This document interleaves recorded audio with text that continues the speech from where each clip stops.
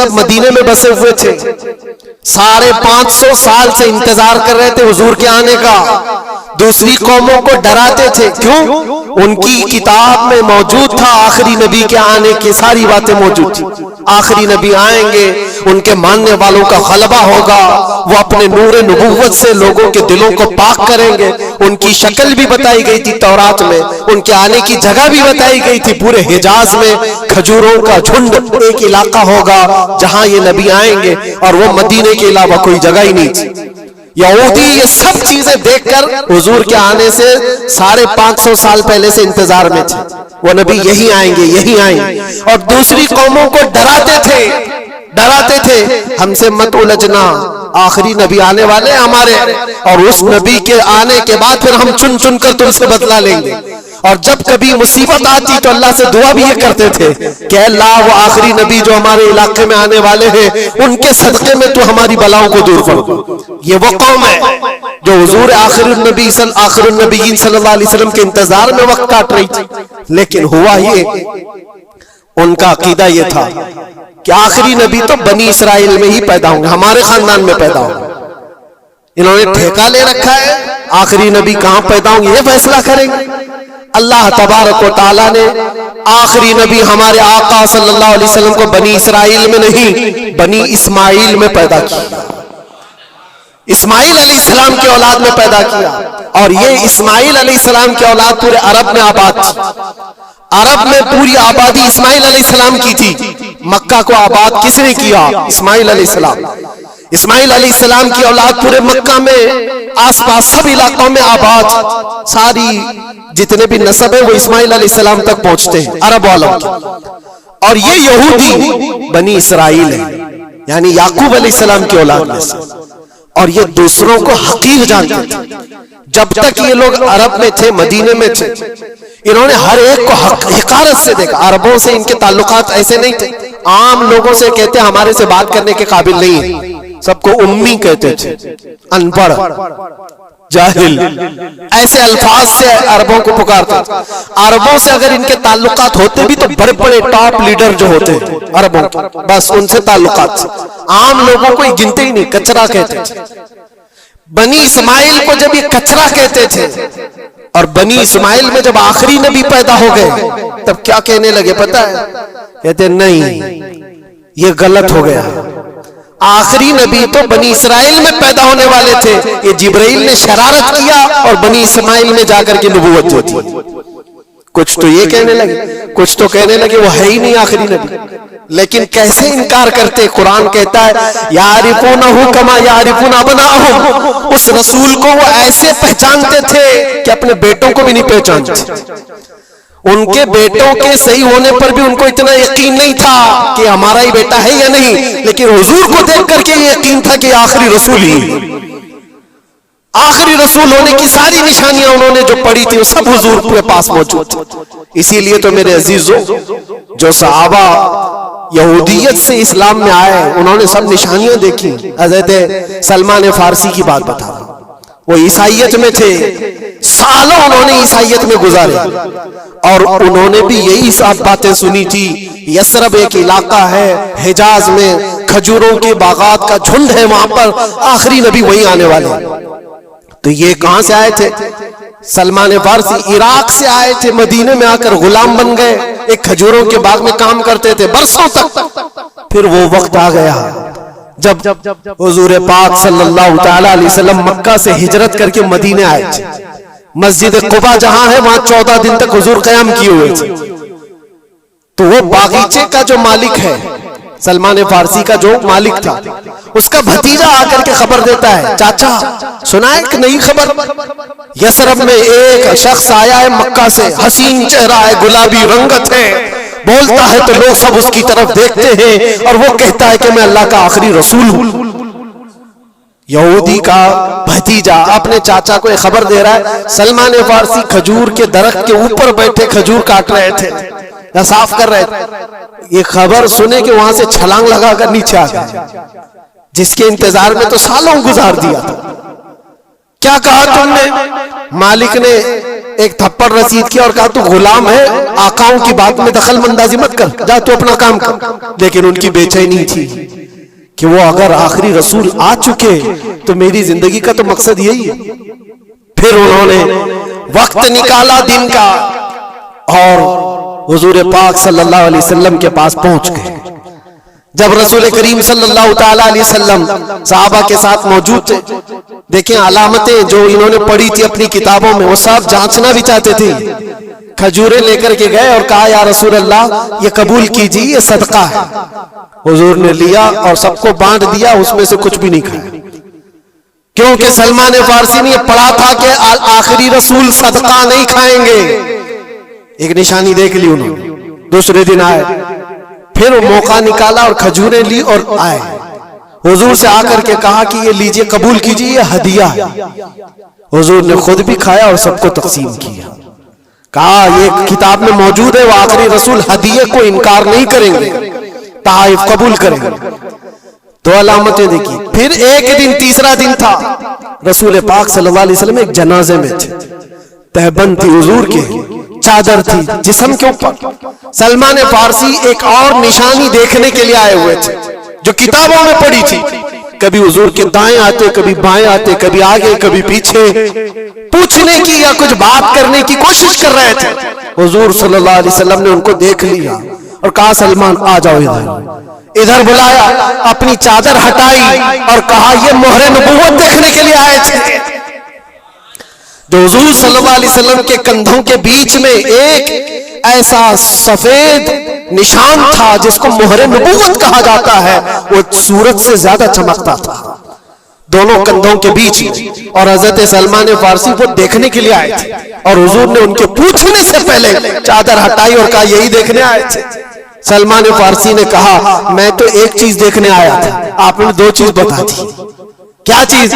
मैं तो मोहरे नबूवत देखने आया था, आपने दिखा भी दिया और मेरे दिल की बात की खबर भी आपने बताई है। नबी को इल्म गैब भी होता है।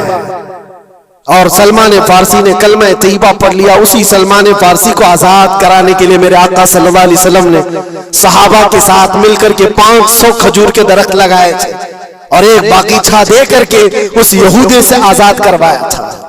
ये अल्लाह के नबी सल्लल्लाहु अलैहि वसल्लम के पास वो सहाबा जो आए थे यहूदियत से या ईसाइयत से, वो जानते थे हुजूर को, लेकिन ये इतनी खतरनाक कौम है जिनको अल्लाह ताला ने दिलों पर मोहर लगाया। ये यहूदी जो ईमान नहीं लाए और ये क़यामत तक इसी तरह गज़ब में रहने वाले। आज इनका उभार अगर आप देख रहे हो तो शायद तारीख पता नहीं होगी कि कितनी जिल्लत की जिंदगी भी गुजारी, किस तरह भीख मांगे। आज या अपनी तारीख को कहीं पर भी सोशल मीडिया में गर्दिश करते हुए नहीं देख सकते, पाबंदी है पूरी दुनिया में। हिटलर के कत्ले आम के बारे में नहीं बोल सकता कोई, यहूदियों को इतना मारा था उतना मारा था, नहीं, दुनिया में ये बोलने पर पाबंदी है। इनके किसी भी पुरानी तस्वीरें दिखाने पर पाबंदी है। आज खुद अपने मुल्क में होने वाले हमलों की तस्वीर ना दिखाई जाए, इस पर पाबंदी है। ये तो तुम कब तक ऐब छुपाते रहोगे? जहां सड़न होती है बदबू आ ही जाएगी। और अनकरीब मेरे अजीजों, कुरान की वो बात याद रखो, अल्लाह ने फरमाया सयअलमुल लज़ीना ज़लमू अय्य मुनक़लबिन यनक़लिबून। अनकरीब जालिम ये देख लेगा कि अल्लाह उसको किस खाई में गिराने वाला है।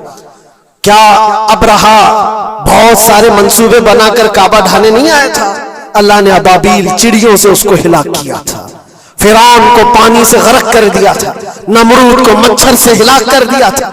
बड़े बड़े तूफानी ताकतों के बादशाह दुनिया में आए, लेकिन अल्लाह ने उनको बहुत छोटी ताकतों से हिलाक किया। लोग आज ये मुकाबला कंपैरिजन करते हुए बैठे रहते हैं। एक तरफ ईरान है, एक तरफ गजा है, एक तरफ सुपर पावर हुकूमतें हैं।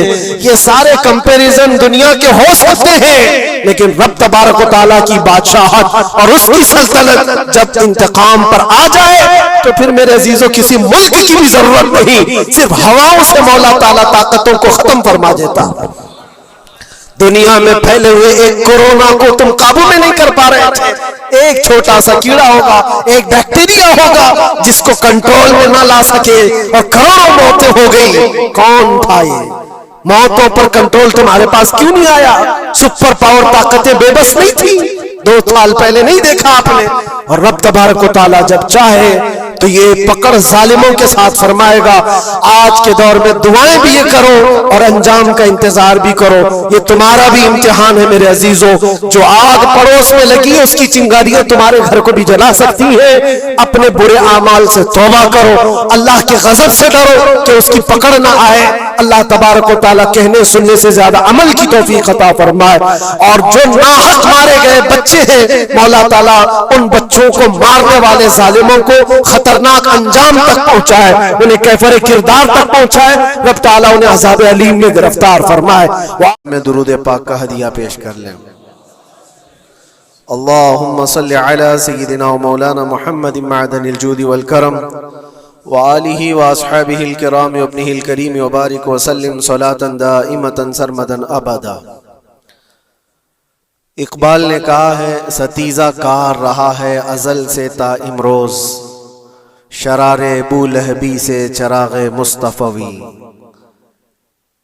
मतलब ये है कि शुरू के दिनों से ही इस कायनात में, इस दुनिया में एक मारका चलता आ रहा है। मारका मतलब जंग, मुकाबला। वो किस चीज का है? इकबाल कहता है, सतीजा कार रहा है अजल से ता इमरोज, शुरू से लेके आज तक एक मुकाबला चलता आ रहा है। वो मुकाबला किसका है? शरारे अबू लहबी से चरागे मुस्तफवी का। मुस्तफ़ा करीम सल्लल्लाहु अलैहि वसल्लम की चिराग की रोशनी का मुकाबला अबू लहब की शरारतों के साथ। तो एक तो ये कि इस्तिआरा है, इससे पहले भी फिरौन और मूसा का, नमरूद और इब्राहिम का अलैहिस्सलाम, ये मुकाबला इस रुए अर्दी पर चलता रहा और हक व बातिल के मारके होते रहे और होते भी रहेंगे। फी जमाना हम जो हालात देख रहे हैं पूरी दुनिया में, आज जंगों के हालात जो पेश किए जा रहे हैं, लोग तो अब ये खबरें ऐसे सुन रहे हैं, किसी के यहाँ बम गिरने की, मिसाइल गिरने की, तो ऐसा लग रहा है जैसे बच्चे पटाखे फोड़ रहे हैं। लोग यहाँ खबरें लेकर के मजे ले लेते हैं, फिर फॉरवर्ड कर देते हैं। मौत इतनी आसान हो गई है कि अल्लाह के नबी सल्लल्लाहु अलैहि वसल्लम ने 1400 साल पहले ये इरशाद फरमाया था कि एक जमाना आएगा कि हरज बढ़ जाएगा। तो सहाबा ने पूछा था, ये हरज क्या है? तो हुजूर अकरम सल्लल्लाहु अलैहि वसल्लम ने इरशाद फरमाया था कि कत्ल बहुत ज्यादा होगा। एक दूसरे का कत्ल इतना ज्यादा होने लगेगा कि लोग उसकी परवाह भी नहीं करते। आज मुझे आज बताओ, दुनिया पूरी बहुत सारे इश्यूज पर बैठकें कर रही है, ग्लोबल वार्मिंग पे है, दुनिया में इन्वायरमेंट की चेंजिंग पर, मौसम का तापमान बढ़ रहा है, इस पर मीटिंगें हो रही हैं, बड़ी बड़ी तंजीमें बैठती हैं।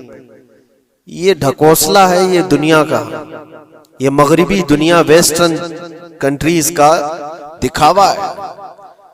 ये एनिमल लवर्स को भी बाहर लेकर के आते हैं, उनको बहुत ज्यादा कवरेज दिया जाता है। ये कुत्ते से प्यार करने वाला है, ये मुर्गी से प्यार करने वाला है। जालिमों, 40,000 नहीं 50,000 लोगों को फिलिस्तीन में तुमने ना हक मार दिया, उस पर कोई बैठक नहीं करते। मौत इतनी आसान है इंसानों की। जंग जिससे है, मुकाबला जिससे है, तुम्हारा आपस में बराबर की ताकत का मुकाबला हो तो समझ में आए कि एक दूसरे की फौजों से मुकाबला है। इधर की फौज भी मर रही, उधर की फौज भी मर रही है, लेकिन निहत्ते बच्चों का क्या कसूर? बल्कि वो गोद में आए हुए अभी जिन्होंने शऊर की आंखें भी नहीं खोली, दूध पीते बच्चों के जो कत्ल हुए हैं। तारीख में आपने पढ़ा होगा, फिरौन ने 12,000 बच्चों का कत्ल किया था, सिर्फ इस गुमान से कि उसने ख्वाब देखा था बनी इसराइल में एक बच्चा पैदा होगा जो उसकी सल्तनत को हिलाक कर देगा। ख्वाब की वजह से काहिनों ने उसको बताया था, उसने ख्वाब ये देखा था कि आसमान से एक तारा टूटकर उसकी गोद में गिरा और आग लग गई। तो नजूमियों ने उसकी ताबीर यह बताई थी कि बनी इसराइल में एक बच्चा पैदा होगा जो तेरी सल्तनत को हिलाक कर देगा। उस डर से बनी इसराइल में जो भी बच्चा पैदा होता उसको कत्ल करता था। उसने तकरीबन 12,000 बच्चों को कत्ल कर दिया था, इस डर से कि वो बच्चा तो ना पैदा हो जाए जो मेरी सल्तनत को हिलाक करने वाला है। और वो मूसा अलैहिस्सलाम थे, पैदा भी हुए और फिरौन के घर में ही पले। अल्लाह का निजाम है। लेकिन मैं यहां इसलिए बता रहा हूं, फिरौन जुल्म में पूरी दुनिया में मशहूर है। वह औरतों को भी जालिम इस तरह से मारा है कि जिसकी तारीख में मिसाल नहीं मिलती। लेकिन मैंने अपनी जिंदगी में देखा, आज के जमाने में इजराइल नाम से एक नाजायज हुकूमत पर काबिज शख्स ने 12,000 नहीं 50,000 लोगों को साल भर में कत्ल कर दिया। ये तारीख का भयानक चेहरा है। आज लोग इसको हल्के में ले रहे होंगे, न्यूज वाले एक तरफा रिपोर्ट करते हैं क्योंकि इनको इनके बाप दादाओं से डर है, जहां की खाते हैं वहां की गाते हैं। लेकिन बाद को ये सच्चाइयां जनरेशन में मुंतकिल होती रहेंगी। कभी तो आएगा कोई इंसाफ की नजर रखने वाला। और इंसानियत का कत्ल कितना बड़ा कत्ल है। एक शहर के 50,000 लोगों को कत्ल कर देना, और ऐसे कि वहां की इमारतें पूरे राख के मलबे में चली गई। सदियां लग जाती एक शहर को बसने में, एक घर को बनाने में आदमी की अपनी जिंदगी गुजर जाती है। क्या क्या अरमानों से घर बनाते हैं, लेकिन एक पल में किसी का घर उजाड़ दिया, उसके सामने तड़पते हुए उसके बाप की लाश हो, मां की लाश हो। वो तस्वीरें क्या आपने नहीं देखी कि एक बाप छोटी सी बेटी को लेकर के दौड़ रहा है तो उसका बेटा अलग पैर और हाथ जले हुए बम से तड़प रहा है। वो किसके दर्द को देखे। यहां तक कि मैंने देखा कि बेटी को बाप ये नसीहत कर रहा है, थोड़ा और सब्र कर ले बेटा, शहादत मिलने वाली है। कौन करता है मौत से पहले अपने बच्चे को इतनी तलकीन कर दे। हालात ऐसे। दूसरे एक कि वहां पर खाने पीने की ऐड कोई जा नहीं सकती, उस पर पाबंदी। दवाइयां ना जाए, उस पर पाबंदी। दुनिया का कोई कानून इस चीज को जायज ठहराता है? मुझे बताओ, आतंकवाद का राग अलापने वाले इन बातों को क्या कहेंगे?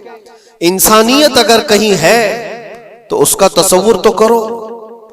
किसी के फंडामेंटल राइट्स होते हैं, बेसिक राइट्स होते हैं, खाना पीना, यह उसका इंसानी हक है। दुश्मनी तुमसे जिनकी है उनके साथ मुकाबला करो, आम शहरियों के साथ नहीं। मुखबिर सादिक रसूल अकरम सल्लल्लाहु तआला अलैहि वसल्लम की तालीमात देखो। जिहाद को लेकर जो प्रोपेगेंडा तुम फैलाते हो और हर चीज को जिहाद का लफ्ज दे करके एक ऐसा नैरेटिव क्रिएट करते हो कि लोगों के दिमाग में एक प्रोपेगेंडा फैल जाए। आओ मैं तुम्हें सुनाता हूँ, रसूल पाक सल्लल्लाहु तआला अलैहि वसल्लम जब सहाबा जिहाद में जाते तो उनको किन बातों की तलकीन करते थे। सबसे पहले मुजाहिदीन सहाबा से कहते, जिस जगह तुम जा रहे हो मुकाबला तुम्हारा जिनके साथ है उन्हीं से मुकाबला करना। जो तुम्हारे खिलाफ तलवार उठाए उसके खिलाफ तुम तलवार उठाओ। और रास्तों पर बैठे हुए बूढ़ों को हाथ ना लगाना, किसी औरत के साथ छेड़छाड़ ना हो। हामला औरतें अगर कैद में आ जाएं तो उन्हें छोड़ देना। ये हुजूर पाक सल्लल्लाहु अलैहि वसल्लम की तालीमात है। हत्ता के रसूल करीम सल्लल्लाहु अलैहि वसल्लम ने फरमाया, जिस शहर में तुम्हारा गलबा हो जाए, तुम गालिब आ गए वहां की फौज पर, तो वहां के रहने वालों के बच्चों को ना जुल्म करना, उनको ना पकड़ना। फिर तालीमात में ये है, वो चाहे जिस मजहब के भी लोग हैं उनके माबदों को, उनकी इबादत गाहों को खत्म नहीं करना, उनकी इबादत गाहों को तोड़ फोड़ ना करना जिस शहर में तुम जा रहे हो। यहां तक कि हुजूर अकरम सल्लल्लाहु अलैहि वसल्लम की तालीमात तो देखो, हुजूर ये तक फरमाते थे मुजाहिदीन सहाबा को कि जिस शहर में तुम जा रहे हो वहां के दरख्तों के पत्ते भी ना उखाड़ना, दरख्तों को भी ना नुकसान पहुंचाना। जंगी तालीमात को आज कोई नजर में नहीं रखता है। दुनिया कहती है कि जंग के दौरान भी कुछ उसूल होते हैं, लेकिन कोई उसूल नहीं। हमने देखा है जिसकी ताकत है उसका बोलबाला है।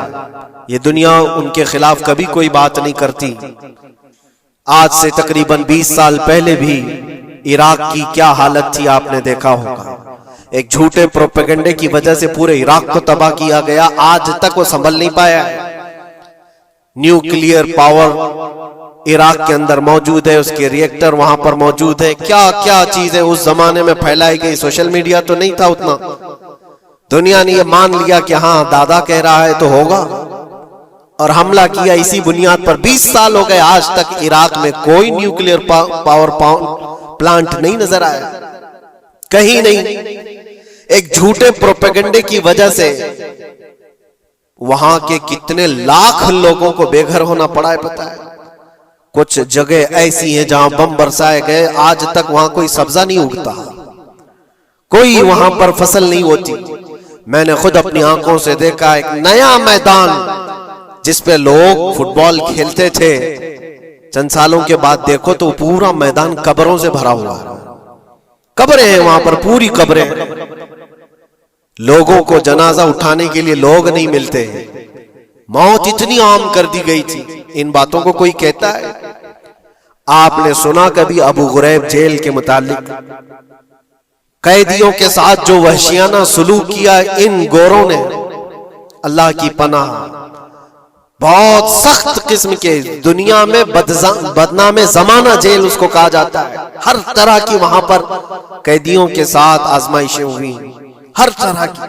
उन पर कुत्ते छोड़ देना, उनकी शर्मगाहें काटना, उन पर पेशाब करना, हर चीज जो इंसानियत सोज है, इंसानियत को जला देने वाली, ये सारी हरकतें की गई। दुनिया खामोश है उस सिलसिले में। क्यों? सुपर पावर के 1000 गुना भी हजम कर लिए जाते हैं। छोटा मुल्क या गरीब आदमी कोई बात करे तो सारे उस पर टूट पड़ते हैं। आज मैं एक चीज आपको बताना चाह रहा हूं कि ये कोई नई चीज नहीं है जो हो रही है आज दुनिया में, ये फैलने वाली है और कयामत के करीब हम आ चुके हैं। हो सकता है दुनिया पूरी जंगों के लपेट में हो, जो रसूल पाक सल्लल्लाहु अलैहि वसल्लम ने इरशाद फरमाया, कत्ल इतना बढ़ जाएगा कि 100 लोग हो तो 99 मर जाएंगे, एक बच जाएगा। कत्ल इतना बढ़ जाएगा, ये जंग की आग हो सकता है आसपास सब फैल जाए, जिसकी वजह से इस वबा में, इस बला में सब मुलविस होने लग जाएंगे।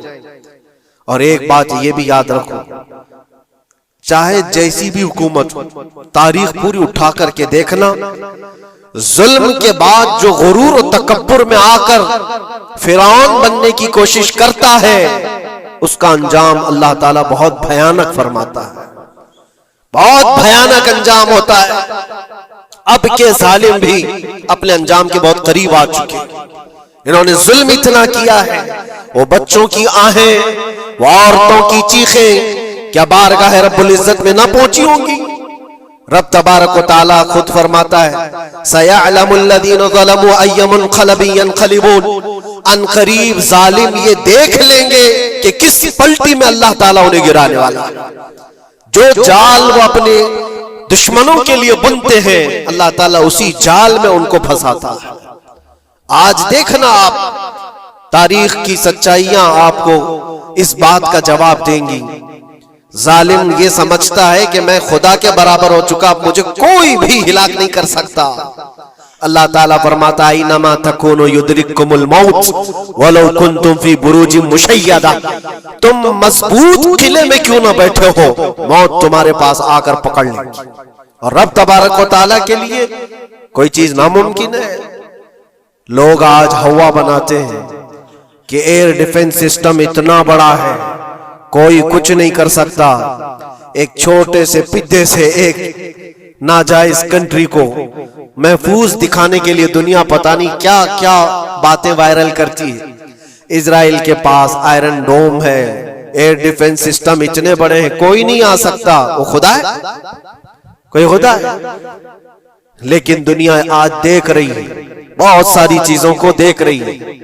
मुझे यहां पर किसी के सिलसिले में नहीं कहना है, लेकिन एक बात कहना है कि नशा में चूर, घमंड में चूर जो बंदा होता है, अल्लाह ताला कभी उसको मच्छर से भी हिलाक करता है। बहुत बड़ी ताकत का इससे मुकाबला होना जरूरी नहीं, तुम्हारे पास होगा बहुत बड़ा सिस्टम, लेकिन रब तबारक व तआला जब इंतकाम ले ले तो फिर तुम्हारे लिए बहुत बड़ी ताकतों की जरूरत नहीं। आप हमें तारीख बताओ। इराक में नमरूद एक जमाने में इस तरह की हरकत किया था कि उसने बहुत बड़ी इमारत बनाई थी और उसके मुताबिक बात यह थी कि वो 1000 लोगों से तन्हा लड़ सकता था, इतनी उसकी ताकत थी। शेर से खुद मुकाबला करता था, कभी डरता नहीं था। नमरूद की ताकत मशहूर थी उस जमाने में और सारे लोग उसकी ताकत का लोहा मानते थे, हत्ता कि वो कभी अपनी जिंदगी में बीमार नहीं हुआ था। आदमी जब बीमार नहीं होता तो उसका गुरूर बढ़ जाता है, सोचता है मुझे कुछ हो नहीं सकता। नमरूद ने उसके बाद ये देखा सारी दुनिया मेरे कब्जे में है, ताकत और दौलत के जखीरे सब उसके पास थे, लेकिन एक चीज नहीं थी, मौत। मौत पर कंट्रोल। इसको कैसे किया जाए कंट्रोल? यानी मरने से बच तो नहीं पाएगा, ये कंट्रोलिंग पावर भी हमारे पास होना चाहिए। उसने एक बहुत बड़ी इमारत बनाई, कहा कि खुदा आसमानों में होता है, हम इतनी बड़ी इमारत बनाएंगे कि उन इमारतों पर चढ़कर खुदा को ललकारेंगे, आजा मैं मुकाबला करता हूं और मुकाबला करके मैं खुदा को गिरा दूंगा किसी भी तरह से। अगर मुझसे ना हो सके तो पूरी फौज को तैयार करूंगा। खुदा से लड़ाई लड़ करके एक बार वो मौत और हयात का पावर अपने हाथ में ले लेंगे, फिर हमको जब तक चाहे जीना है। कहां की खाम ख्याली, लेकिन उसने बनाया, पूरी दुनिया भर से लोगों को जमा किया, सबकी जुबान एक बनाया, सबकी करेंसी एक बनाया, सारी उस पूरी दुनिया के लोग उसकी फौज में, सबको ये बावर कराना शुरू किया कि हमारी लड़ाई है दुनिया से नहीं, हमारी लड़ाई क्रिएटर से, खालिक से। हम उससे पावर छीन लेंगे एक बार और फिर अपने हाथ में मौत और हयात का कंट्रोल रखेंगे। जिसको जितनी लंबी उम्र चाहिए मैं दूंगा, जिसको जब तक जीना है मैं दूंगा, अजल तक, अजल से लेकर अबद तक। ये सारे ख्यालात उसके थे और उसने जमा किया, इमारत भी बनाया, फौज भी तैयार किया। क्या रब तबारक व तआला ये नहीं देख रहा था? उसकी तैयारी, उसका जमा करना, उसकी इमारत बनाना, बहुत दिनों तक ये सब काम चलता रहा। रब तबारक व तआला किसी से गाफिल नहीं, दिलों में गुजरने वाले हालात से भी बेखबर नहीं, लेकिन बंदे को रब तबारक व तआला ढील देता है। कुरान में रब ताला फरमाता है, वला यहसबन्नल्लज़ीना कफरू अन्नमा नुमली लहुम खैरुल लिअन्फुसिहिम इन्नमा नुमली लहुम लियज़दादू इस्मा। काफिर जो उनको ढील मिली है, ये न समझें कि हमने जो उनको छोड़ रखा है उनके लिए बेहतर है, बल्कि इसलिए हम छोड़ रखे हैं कि वो और ज्यादा करें, और ज्यादा करें। लियज़दादू इस्मा वलहुम अज़ाबुम मुहीन, फिर हम जिल्लत वाला अजाब उन्हें देने वाले हैं। ये मत समझ लो कि रब तबारक व तआला इन सब चीजों से बेखबर है। नमरूद इतना सब करता रहा, अल्लाह ने उसको छोड़ रखा। बना ले लंबी इमारत, बना फौज भी बना ली, सारी चीजें बना लिया, मुकाबले के लिए उसने दिन भी तय कर लिया। उसके बाद उसको खुदा से लड़ाई लड़नी थी, कहां खुदा तक पहुंचने की बात। लेकिन बंदा जब गुरूर और तकब्बुर में आता है तो वहां तक भी सोचता है, उसे मौत पर कंट्रोल हासिल करना था, बस ये एक चीज थी। फिर जब वो दिन आया, किताबों में मिलता है अल्लाह तबारक व तआला ने फरिश्ते, उसकी जो तादाद है उसका किसी को इल्म नहीं। बारिश के जितने कतरात गिरते हैं ना, एक एक फरिश्ता बूंद लाकर रखता है। अब आप अंदाजा कर सकते हैं फरिश्तों की तादाद कितनी हो सकती। उसमें जो बड़े फरिश्ते हैं वो जिब्राइल, मीकाईल, इसराफील और इज़राइल अलैहिमुस्सलाम, जो सरदार मलाइका हैं, फरिश्ते हैं, उनके अपने अपने काम हैं, बहुत पावरफुल फरिश्ते हैं। इनकी बात नहीं कर रहा, किसी एक आम फरिश्ते को रब तबारक व तआला ने बुलाया और फरमाया, जाओ जमीन पर, हमारे एक बंदे ने हमसे लड़ाई का इरादा कर लिया है। उसकी ताकत और कुव्वत और उसकी जमा शुदा सारी चीजों को देख करके आओ। वो फरिश्ता जमीन पर आया, जिस जगह पर उसने ये सब जमा किया था। फरिश्ता उतरकर सिर्फ अपने पैर हिलाया था, पूरी इमारत भस्म हो गई। कुछ नहीं किया था, उसकी बनाई हुई इमारत भस्म हो गई। जितनी फौज जमा किया था सब कीड़े मकोड़ों की तरह मर गए और सबकी जुबानें मुख्तलिफ हो गई, कोई एक दूसरे को पहचान नहीं पा रहा। ये मिनटों की भी बात नहीं थी, सेकंडों की बात थी। फरिश्ता वापस चला गया, नमरूद का जवाल हो गया, खत्म हो गया। ये तारीख की एक बात है और ये रिवायत हम अपनी किताबों में नहीं रखते, ये रिवायत यहूदियों की किताबों से ही है। यहूदी इस बात को यकीन करते हैं और इसी वजह से इस बात पर वो दोबारा अमल करने के लिए फिर कोशिश में है। न्यू वर्ल्ड ऑर्डर जो कहा जाता है, पूरी दुनिया को इकट्ठा करना, एक करेंसी बनाना, एक लैंग्वेज पर लाना और सबको मिलाकर के एक ताकत हासिल करना, स्पेस पर जाना और फिर वही चीजें दोहरानी जा रही है दुनिया। वही चीज एक दोबारा बार ट्राई करना है, जिसके लिए आपको पता है ये छोटी सी कौम पूरी दुनिया पर कंट्रोल हासिल करने के कैसे कैसे ख्वाब देखती है। अगर आप जाएं, इस्लाम दुश्मनी तो इनकी पुरानी है, लेकिन ये जो 50,000 लोगों का कत्ल है, ये सिर्फ और सिर्फ उनके अपने एक छोटे मकसद के लिए। हो सकता है बहुत सारी बातें हो, गजा पट्टी एक ही इलाका बचा हुआ है फिलिस्तीन का, बाकी सब तो ये कब्जा कर चुके 1947 के बाद, 48 के बाद। छोटा सा हिस्सा जो बाकी गजा पट्टी जिसकी 20 लाख की आबादी, उस इलाके पर इतनी ज्यादा क्यों क्रूरता है, क्यों? बाकी सब जगह पर और भी दीगर जगह पर, यरूशलेम में, वेस्ट बैंक में, कई जगहों पर मुसलमान आबाद है। ये गजा के लिए क्यों इस कदर सख्तियां हैं? दुनिया को बताने के लिए तो ये एक आतंकवाद जमात है हमास, जिसका मुकाबला करने के लिए हम ये हमले कर रहे हैं, लेकिन आज तक ये दुनिया को बता नहीं सके कितने हमासियों को कत्ल किया, कितने हमास के लोग पकड़े गए, कितनों को मारा गया। चंद होंगे, लेकिन उसके बदले में जो भारी कीमत चुकाई हो गजा के निहत्थे लोगों ने, 50,000 लोगों का कत्ल, ये तो रिकॉर्ड पे दिख रहा है। बाकी अल्लाह वाला, बाकी कितने हैं जिनकी तादाद मिल ना सकी हो। बाज दानिश्वरों ने यह भी बताया, उसको सिर्फ और सिर्फ एक कैनल बनाना है जो दुनिया की ट्रेडिंग पर कब्जा हासिल करने के लिए।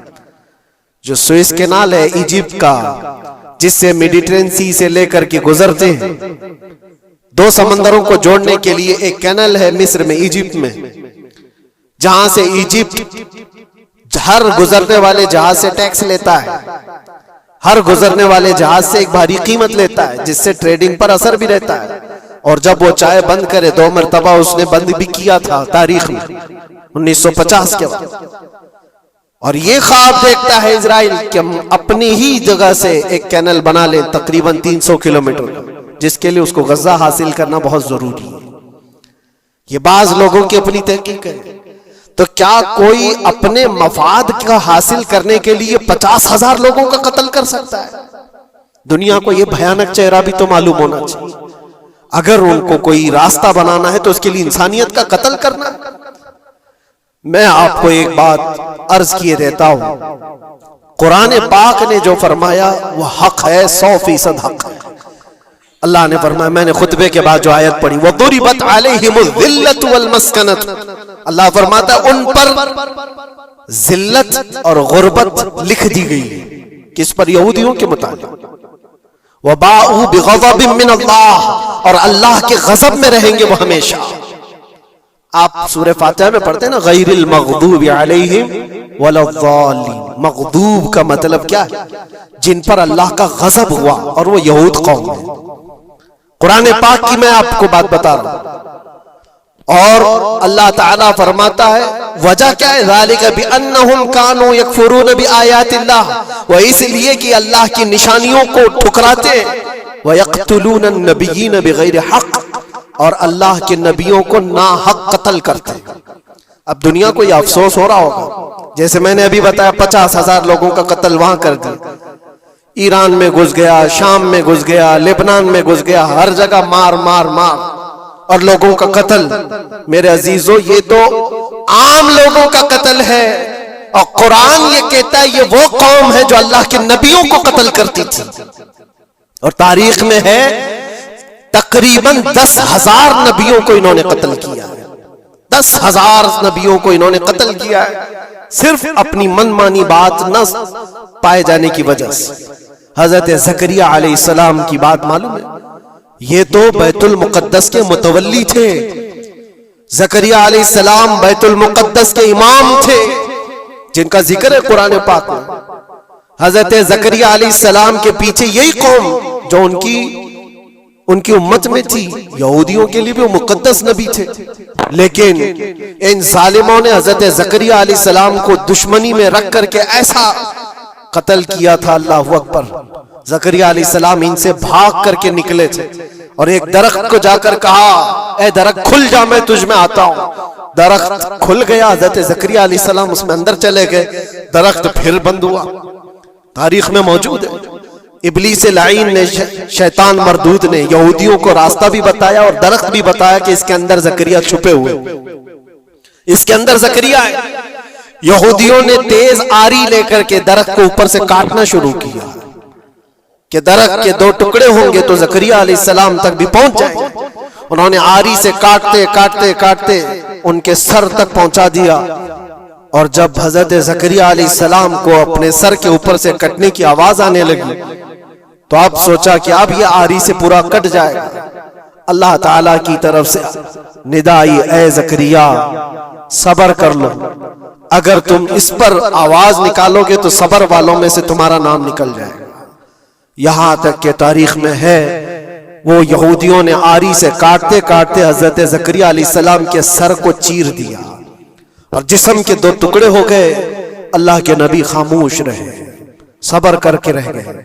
उनके बेटे यहया अलैहिस्सलाम ने यहूदियों के एक गवर्नर या बादशाह को यह कहा था कि एक निकाह में दो बहनों को रखना जायज नहीं।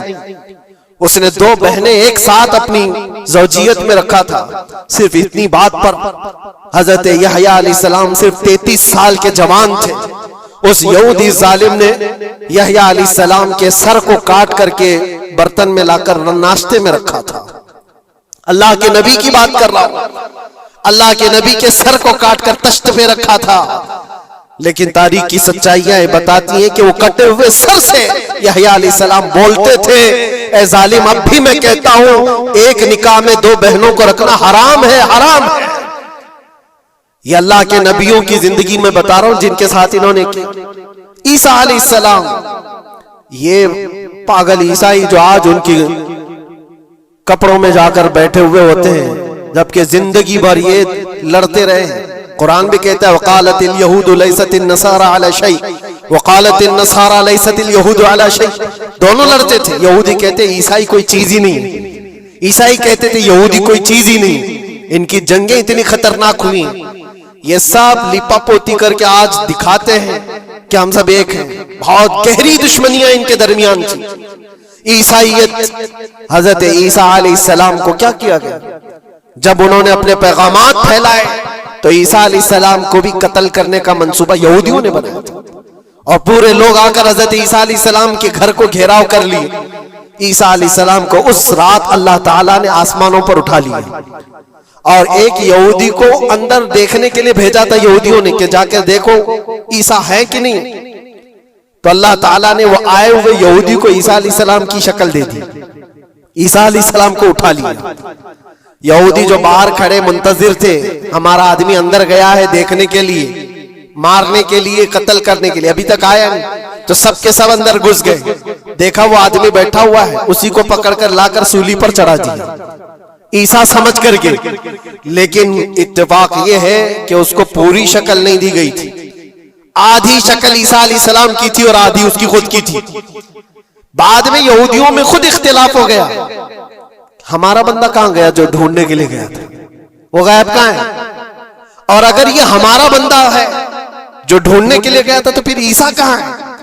ये इख्तिलाफ में, ये शक में 550 साल गुजर गए। फिर मेरे मुस्तफा सल्लल्लाहु अलैहि वसल्लम तशरीफ लाए और कुरान ने इस बात को वाज़ेह किया, न तुमने ईसा का कत्ल किया न सूली चढ़ाई है। ईसा अलैहिस्सलाम जिंदा है, अल्लाह ने आसमानों पर उन्हें उठाया। ये तो ईसाइयों पर एहसान है कुरान का, जो सच्चाइयां 550 साल पहले की बताया। मेरे अजीजों, ये तारीख में आपको बता रहा हूं, नबियों का कत्ल करने वाली कौम, उनके सामने आम इंसान क्या माने रखते हैं। ये दुनिया की सारी कौमों को हकीर समझने वाली कौम, दुनिया के पूरे जखीरों को अपनी मिल्कियत समझने वाली कौम, उनका अकीदा है ये दुनिया का जितना गोल्ड है, जितना सोना है, उस पर सिर्फ और सिर्फ उनकी कौम का कब्जा होना चाहिए, पूरी दुनिया को। आपको पता है मदीने तैयबा में हुजूर पाक सल्लल्लाहु अलैहि वसल्लम की आमद से पहले ये सब के सब मदीने में बसे हुए थे। 550 साल से इंतजार कर रहे थे हुजूर के आने का। दूसरी कौमों को डराते थे, क्यों? उनकी किताब में मौजूद था आखिरी नबी के आने की सारी बातें मौजूद थी। आखिरी नबी आएंगे, उनके मानने वालों का गलबा होगा, वो अपने नूरे नबूवत से लोगों के दिलों को पाक करेंगे। उनकी शक्ल भी बताई गई थी तौरात में, उनके आने की जगह भी बताई गई थी। पूरे हिजाज में खजूरों का झुंड एक इलाका होगा जहां ये नबी आएंगे, और वो मदीने के अलावा कोई जगह ही नहीं थी। यहूदी ये सब चीजें देखकर हुजूर के आने से 550 साल पहले से इंतजार में थे, वो नबी यही आएंगे, यही आएंगे। और दूसरी कौमों को डराते थे, हमसे मत उलझना, आखिरी नबी आने वाले हमारे, और उस नबी के आने के बाद फिर हम चुन चुन कर तुमसे बदला लेंगे। और जब कभी मुसीबत आती तो अल्लाह से दुआ भी ये करते थे कि अल्लाह वो आखिरी नबी जो हमारे इलाके में आने वाले हैं, उनके सदके में तू हमारी बलाओं को दूर कर दो। ये वो कौम है जो हुजूर आखिरुन नबीयीन सल्लल्लाहु अलैहि वसल्लम के इंतजार में वक्त काट रही थी। लेकिन हुआ ये, उनका अकीदा ये था कि आखिरी नबी तो बनी इसराइल में ही पैदा होंगे, हमारे खानदान में पैदा होंगे। इन्होंने ठेका ले रखा है आखिरी नबी कहां पैदा होंगे ये फैसला करेंगे। अल्लाह तबारक व तआला ने आखिरी नबी हमारे आका सल्लल्लाहु अलैहि वसल्लम को बनी इसराइल में नहीं, बनी इस्माइल में पैदा किया। इस्माइल अलैहिस्सलाम की औलाद में पैदा किया। और ये इस्माइल अलैहिस्सलाम की औलाद पूरे अरब में आबाद थी। अरब में पूरी आबादी इस्माइल अलैहिस्सलाम की थी। मक्का को आबाद किसने किया? इस्माइल अलैहिस्सलाम। इस्माइल अलैहिस्सलाम की औलाद पूरे मक्का में, आसपास सब इलाकों में आबाद, सारी जितने भी नस्ब है वो इस्माइल अलैहिस्सलाम तक पहुंचते हैं, अरब वालों के। और ये यहूदी बनी इसराइल है, यानी याकूब अलैहिस्सलाम की औलाद में से। और ये दूसरों को हकीर जानते थे। जब तक ये लोग अरब में थे, मदीने में थे, इन्होंने हर एक को हिकारत से देखा। अरबों से इनके ताल्लुकात ऐसे नहीं थे, आम लोगों से कहते हमारे से बात करने के काबिल नहीं है, सबको उम्मी कहते थे, अनपढ़, जाहिल, ऐसे अल्फाज से अरबों को पुकारते थे।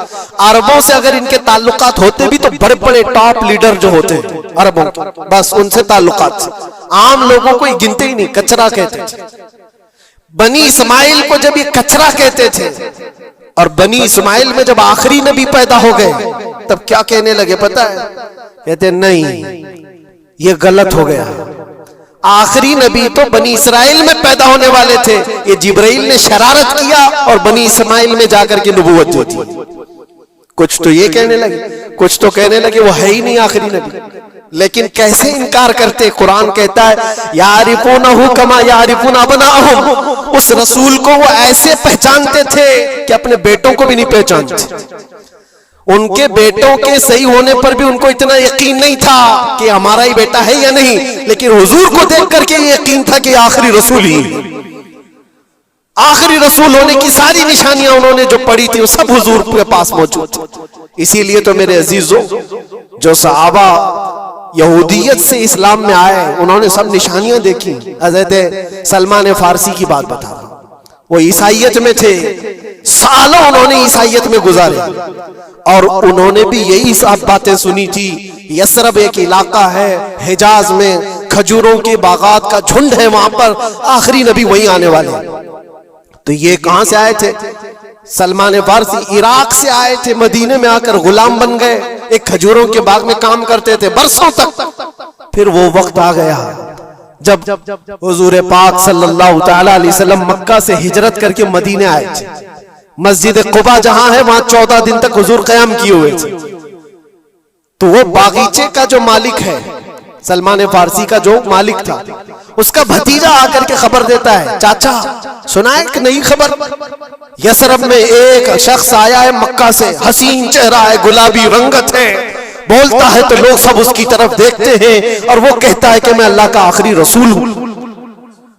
यहूदी का भतीजा अपने चाचा को खबर दे रहा है। सलमान फारसी खजूर के दरख्त के ऊपर बैठे खजूर काट रहे थे या साफ कर रहे थे। ये खबर सुने कि वहां से छलांग लगाकर नीचे आ गए। जिसके इंतजार में तो सालों गुजार दिया था। क्या कहा तुमने? मालिक ने एक थप्पड़ रसीद किया और कहा तू गुलाम है, आकाओं की बात में दखल अंदाजी मत कर, जा तू अपना काम कर। लेकिन उनकी बेचैनी थी कि वो अगर आखिरी रसूल आ चुके तो मेरी जिंदगी का तो मकसद यही है। फिर उन्होंने वक्त निकाला दिन का और हुजूर पाक सल्लल्लाहु अलैहि वसल्लम के पास पहुंच गए। जब रसूल करीम सल्लल्लाहु ताला अलैहि वसल्लम सहाबा के साथ मौजूद थे, देखें अलामतें जो इन्होंने पढ़ी थी अपनी किताबों में, वो सब जांचना भी चाहते थे। खजूरें लेकर के गए और कहा या रसूल अल्लाह ये कबूल कीजिए, ये सदका है।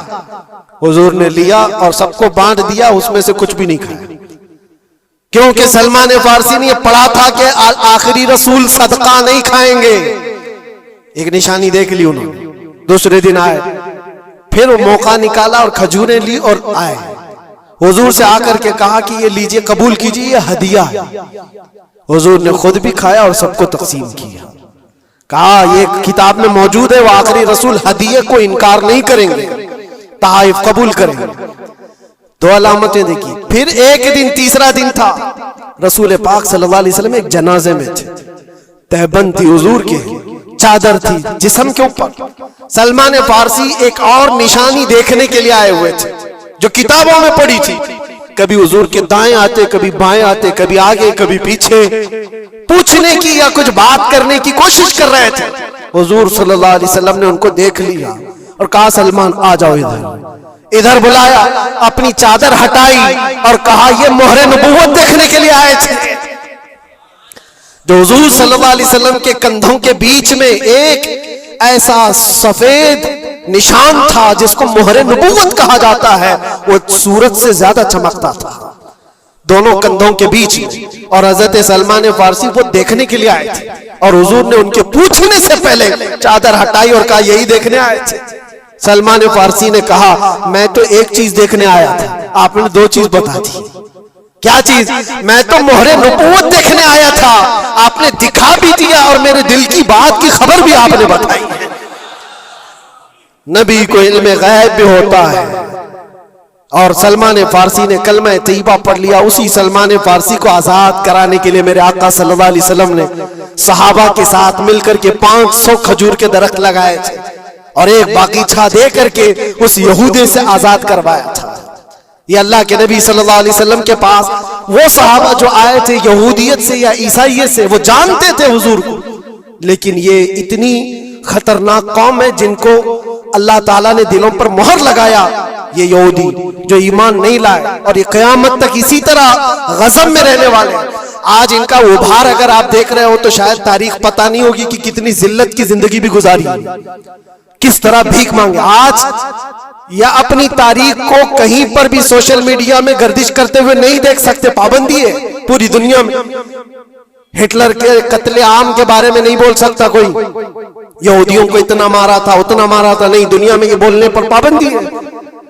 इनके किसी भी पुरानी तस्वीरें दिखाने पर पाबंदी है। आज खुद अपने मुल्क में होने वाले हमलों की तस्वीर ना दिखाई जाए, इस पर पाबंदी है। ये तो तुम कब तक ऐब छुपाते रहोगे? जहां सड़न होती है बदबू आ ही जाएगी। और अनकरीब मेरे अजीजों, कुरान की वो बात याद रखो, अल्लाह ने फरमाया सयअलमुल लज़ीना ज़लमू अय्य मुनक़लबिन यनक़लिबून, अनकरीब जालिम ये देख लेगा कि अल्लाह उसको किस खाई में गिराने वाला है। क्या अबरहा बहुत सारे मंसूबे बनाकर काबा ढाने नहीं आया था? अल्लाह ने अबाबील चिड़ियों से उसको हिलाक किया था, फिरौन को पानी से गर्क कर दिया था, नमरूद को मच्छर से हिलाक कर दिया था। बड़े बड़े तूफानी ताकतों के बादशाह दुनिया में आए, लेकिन अल्लाह ने उनको बहुत छोटी ताकतों से हिलाक किया। लोग आज ये मुकाबला कंपैरिजन करते हुए बैठे रहते हैं। एक तरफ ईरान है, एक तरफ गजा है, एक तरफ सुपर पावर हुकूमतें हैं। ये सारे कंपैरिजन दुनिया के हो सकते हैं, लेकिन रब तबारक व तआला की बादशाहत और उसकी सल्तनत जब इंतकाम पर आ जाए तो फिर मेरे अजीजों किसी मुल्क की भी जरूरत नहीं, सिर्फ हवाओं से मौला ताला ताकतों को खत्म फरमा देता। दुनिया में फैले हुए एक कोरोना को तुम काबू में नहीं कर पा रहे थे। एक छोटा सा कीड़ा होगा, एक बैक्टीरिया होगा जिसको कंट्रोल में ना ला सके और करोड़ों मौतें हो गई। कौन था ये? मौतों पर कंट्रोल तुम्हारे पास क्यों नहीं आया? सुपर पावर ताकतें बेबस नहीं थी 2 साल पहले? नहीं देखा आपने? और रब तबारक व तआला जब चाहे तो ये पकड़ जालिमों के साथ फरमाएगा। आज के दौर में दुआएं भी ये करो और अंजाम का इंतजार भी करो। ये तुम्हारा भी इम्तिहान है मेरे अजीजों। जो आग पड़ोस में लगी है उसकी चिंगारियां तुम्हारे घर को भी जला सकती है। अपने बुरे आमाल से तौबा करो, अल्लाह के गजब से डरो कि उसकी पकड़ ना आए। अल्लाह तबारक व तआला कहने सुनने से ज्यादा अमल की तौफीक अता फरमाए। और जो नाहक मारे गए बच्चे हैं, मौला ताला उन बच्चों को मारने वाले जालिमों को खतरनाक अंजाम तक पहुंचाए, उन्हें कैफरे किरदार तक पहुंचाए। रब ताला उन्हें अज़ाब अलीम में गिरफ्तार फरमाए।